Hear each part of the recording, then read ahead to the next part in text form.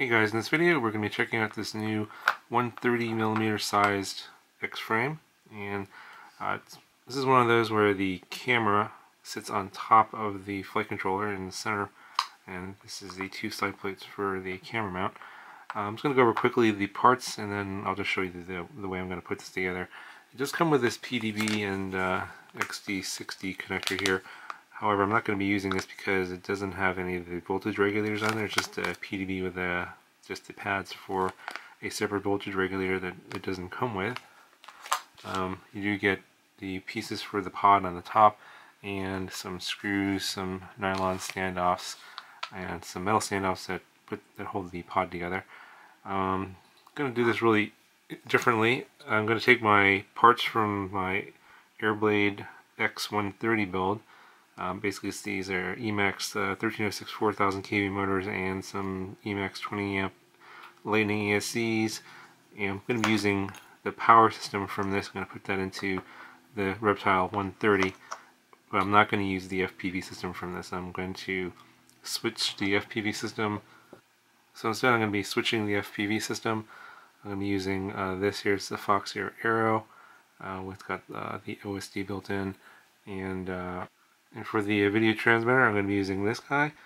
This is the VTX03. It's a power switchable transmitter, 25 milliwatts to 200 milliwatts, and I'm going to be using this because it's micro-sized and should make the build really lightweight. So I'm just going to transfer the electronics over into this new frame, and I'll be right back. Okay guys, so here it is all completed, and as you saw, I just moved the electronics over from the other quad, except for the FPV stuff. So everything here on the bottom is the same. It's the same size frame, so everything just fit perfectly. Here's a look at the bottom. The battery strap actually goes in the same spot as well. Zip ties and screws. Only thing that's different is the top part here, this pod that actually holds this full-size CCD camera. This is the Foxeer Arrow, along with I'm using a little micro VTX in the back is the VTX03. And just zip tied to the back plate there, with the antenna sticking out at a little angle like that. The button's still accessible over there. This pod is a little bit tricky getting together.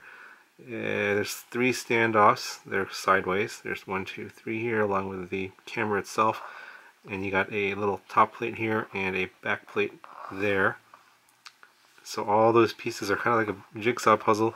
You have to get these two side plates onto this notch here that gets screwed onto the standoffs that mounted to the main frame.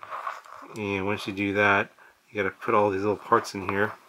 And it was a bit tricky, but it actually took me longer to put this pod together than to move the electronics over from the other quad, surprisingly. But once you sort of wiggle all that stuff in there and squeeze all the wires underneath like that, it looks pretty clean. And so I'm going to go ahead and I'll get some DVR flight footage off my Fat Shark goggles, and also you'll get to see what the Foxeer Arrow video looks like as well. So I'll go ahead and roll some of that video right now. Okay, just a little more information before I fly it. I put these four-bladed, I think these are 3030 props, are like clones of the HQ 3030s. These are from the Eachine Falcon 120, and the camera settings are going to be stock. The Foxeer Arrow I haven't changed any of the settings on there, so just be stock. So if you want to see what the Foxeer Arrow video looks like, you'll see that in just a second. Also, the overall weight of this is 271 grams. The battery is 100 grams, so the quad without the batteries is 171 grams.